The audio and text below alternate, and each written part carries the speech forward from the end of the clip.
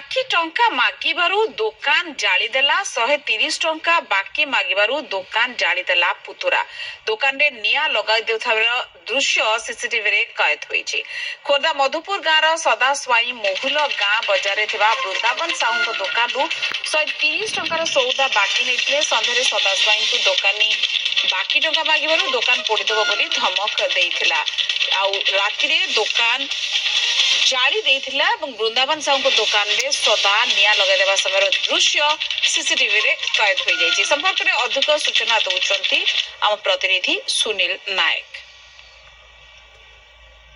दादा और पुतुरा हिसाब दादा दुकान रु पुतुरा नहीं थिले 130 टंकार बाकी एवं बाकी टंका न सुझिबारु जाली देले वर्तमान पुतुरा ये होचंती सेही पुतुरा जे कि दादार दुकान जाली देइछन 130 टंका पई आपण मान देखि परथुवे चित्र ये पुतुरा दादाकर दुकान जाली देइछंती।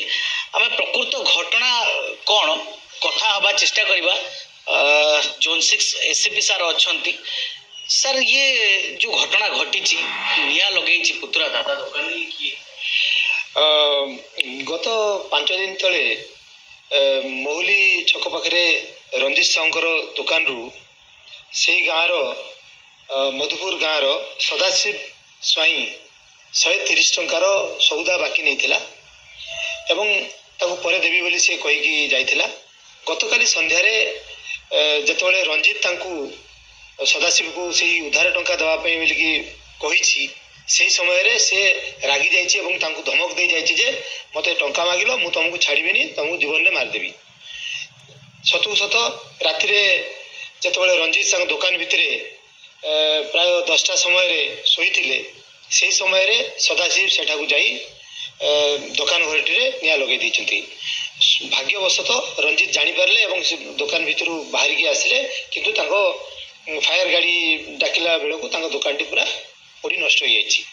एई घटना रे प्राय लक्षाधिक टंकार जिनस पड़ी जाइछि। आज आसामी को गिरफ्त करा जाइछि एवं ताको कोर्ट चालान करा जिवो।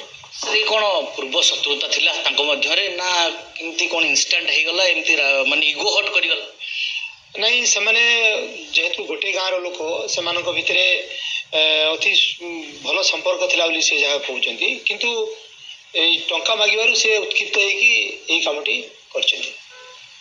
पुलिस कोन हेबे तांको गिरफ्त करा है वर्तमान तांको गिरफ्त करा जाइछि एवं कोर्ट चालान करा जिवो। सबरे प्रतिक्रिया रखुथिले जो 6 एसबी सर जे अछंती जे 130 टंका पाई कि वर्तमान जने घर जाली दे जने पुतुरा हिसाब जे हेबे जने दादांकर घर जाली देइछंती दुकान जाली देइछंती। अबे ये केते दूर जुक्तियुक्त केते ये मानविकतार वर्तमान ये परिचय सृष्टि करिछि जे जने 130 टंका पाई कि दुकान जाली देब।